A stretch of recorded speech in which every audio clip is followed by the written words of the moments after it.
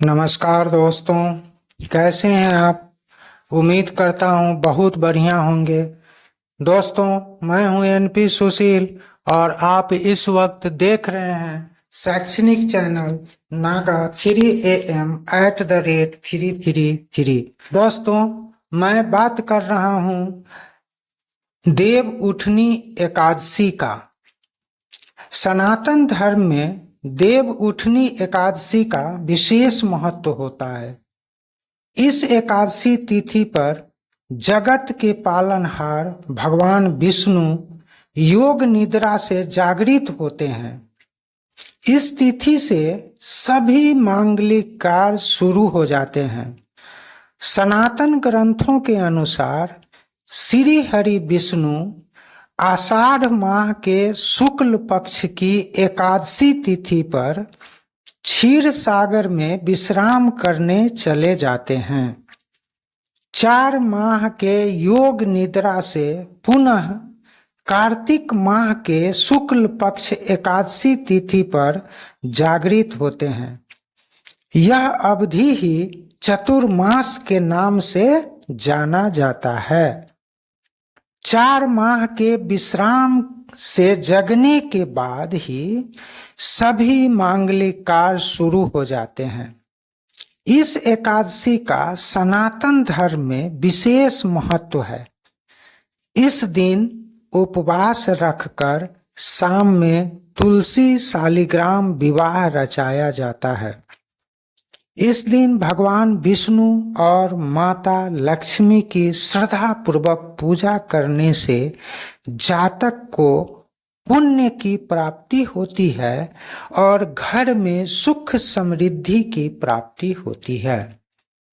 ऐसी मान्यता है कि 4 माह तक भगवान विष्णु के योग निद्रा में रहने के काल में सारे मांगलिक कार्य वर्जित रहते हैं।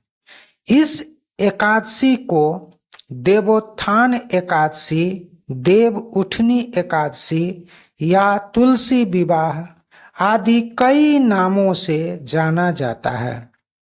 भगवान विष्णु के जागने के बाद यानी तुलसी एकादशी के बाद सभी मांगलिक कार्य शुरू हो जाते हैं। देवोत्थान एकादशी के व्रत का सनातन धर्म में विशेष महत्व होता है। वर्ष 2024 में देव उठनी एकादशी के मुहूर्त पर भारी मतभेद देखने को मिल रहा है। हर पंचांग अपना अलग मुहूर्त दिखा रहा है। ऐसे में एक मत बनता नहीं दिख रहा है। ऐसी स्थिति में वैदिक पंचांग ही निर्णायक भूमिका निभाती है। तो वैदिक पंचांग के अनुसार कार्तिक मास शुक्ल पक्ष की एकादशी तिथि की शुरुआत 11 नवंबर को शाम 6:46 पर शुरू होगी। तिथि का समापन 12 नवंबर 2024 को शाम 4:04 पर होगा। तिथि के अनुसार देव उठनी एकादशी का व्रत मंगलवार 12 नवंबर को रखा जाना शुभ होगा। वहीं पारण 13 नवंबर 2024 को सुबह 6:42 से 8:51 बजे तक करना शुभ रहेगा। पारण के लिए कुल 1 घंटा 9 मिनट का समय मिलेगा। यहाँ एक बात और बता देना चाहता हूँ कि जिन जातकों से 13 नवंबर के सुबह तक उपवास रखना संभव नहीं हो किसी स्वास्थ्य कारण से, तो वे 12 नवंबर को शाम में पूजा करने के बाद फलाहार ले सकते हैं। तो दोस्तों, थोड़ा सा पूजा विधि भी दिनांक 11 नवंबर 2024 को सुबह उठकर व्रत करने का संकल्प लें। स्नान करके बिना लहसुन प्याज में बना भोजन ग्रहण करें। 11 नवंबर को किसी भी भोजन में लहसुन प्याज का उपयोग नहीं करना चाहिए। 12 नवंबर को सुबह उठकर उपवास का संकल्प लें। दोस्तों यहाँ एक बात बता दूं कि जब आप संकल्प ले लेते हैं उपवास का, तभी उपवास सार्थक होता। जो भी आप जातक हैं जो करना चाहते हैं, तो 12 नवंबर को सुबह 11 से ही इसकी तैयारी शुरू हो गई। 11 को आपको बिना लहसुन प्याज का भोजन करना है दिन भर, और 11 को नहाए खाए होगा, यानी स्नान करके ही खाना है। 12 नवंबर को सुबह उठ करके भगवान को याद करके श्री हरि विष्णु और माता लक्ष्मी को याद कीजिए और संकल्प ले लीजिए, आज मैं उपवास रखूंगा या रखूंगी। इसका संकल्प ले लीजिए। आप देखिए कैसे हो जाता है। उसके बाद आप अपने घर के मंदिर की साफ सफाई कर लीजिए। एक चौकी पर लाल या पीला कपड़ा बिछा करके और गंगाजल से पहले पवित्र कर लीजिए। और इससे पहले ही दोस्तों तुलसी का पत्ता आप तोड़ लेंगे 11 नवंबर को ही। याद रखिएगा, तुलसी का पत्ता 12 नवंबर को नहीं तोड़ना है। 12 नवंबर को तुलसी का पत्ता आप नहीं तोड़िएगा। 11 को ही आप तुलसी का पत्ता तोड़ करके रख लीजिएगा, है ना। अब चौकी पर आप क्या कर रहे हैं, तो लाल या पीला कपड़ा बिछा देते हैं और पूरे चौकी को गंगाजल से पवित्र कर लेते हैं। अपने शरीर को भी पवित्र कर लेते हैं। फिर भगवान विष्णु एवं लक्ष्मी माता की जो फोटो है उसको स्थापित कर लीजिए, दीप जला लीजिए और लक्ष्मी नारायण भगवान का आवाहन कीजिए। धूप अगरबत्ती जला लीजिए, भगवान विष्णु और माता लक्ष्मी का ध्यान कीजिए। फिर भगवान को पंचामृत से स्नान कराइए। अब पंचामृत कैसे बनाते हैं ये तो आपको पता ही होगा, नहीं पता जान लीजिए। गाय का दूध ले लीजिए, एक कटोरा में दही रख दीजिए, थोड़ा सा शहद मिला दीजिए, घी मिला दीजिए और शक्कर मिला दीजिए।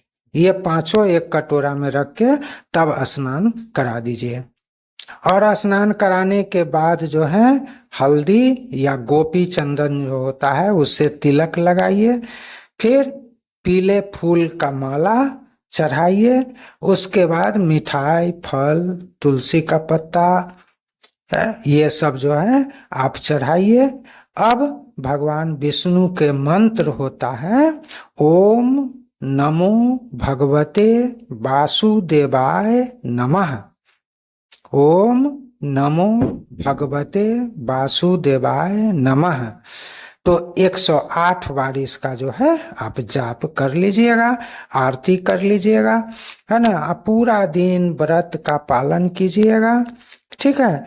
उसके बाद जो है शाम को 4:04 के बाद तुलसी विवाह की तैयारी कीजिए।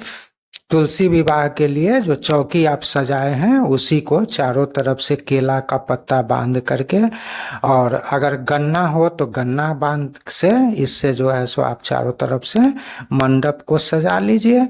और उसके बाद जो है रंगोली अगर बनाना आता है तो आप वहाँ रंगोली भी बना सकते हैं, नहीं तो अष्टदल कमल बना लीजिए।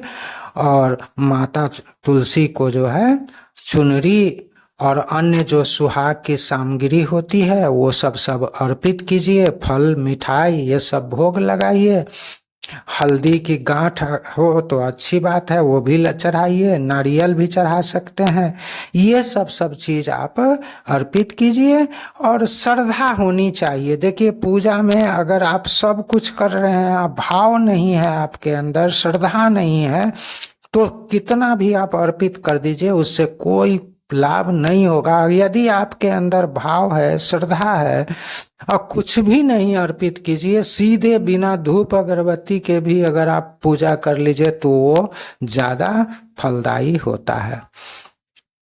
ठीक है। अब उसके बाद धूप, दीप, चंदन, पुष्प ये सब जो है सो तुलसी माता और शालिग्राम भगवान को अर्पित कीजिए। तो कपूर से आरती कर लीजिए, क्षमा प्रार्थना कर लीजिए। भी आपकी मनोकामना हो, वो मनोकामना भी लक्ष्मी नारायण भगवान को बता सकते हैं।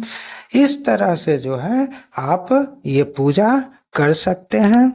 बहुत ही शुभ होता है और बहुत लाभदायी होता है। जो लोग इस पूजा को कर लिए हैं एक साल, वो फिर छोड़ते नहीं हैं कभी, वो हर साल करते रहते हैं। अगर आप इस पूजा को करना शुरू कर देते हैं दोस्तों, तो आपके घर में धन धान्य की कमी नहीं रहेगी। आप सुखी संपन्न बनते चले जाएंगे। और जो भी जातक एक बार इस पूजा को कर लिए हैं, उसके बाद वो कभी फिर जिंदगी में छोड़ते नहीं हैं। तो ये पूजा बहुत जरूरी होता है और सबसे अच्छा एकादशी भी इसको माना जाता है। तो दोस्तों, ये जो आज का वीडियो है आपको कैसा लगा, पसंद आया तो वीडियो को लाइक कर लीजिएगा। और चैनल को अभी तक आप सब्सक्राइब नहीं किए हैं तो चैनल को सब्सक्राइब कर लीजिएगा। मिलते हैं फिर से किसी नए जानकारी के साथ दूसरे वीडियो में। तब तक के लिए अपने दोस्त को आज्ञा दीजिए। नमस्कार, जय हिंद, जय भारत।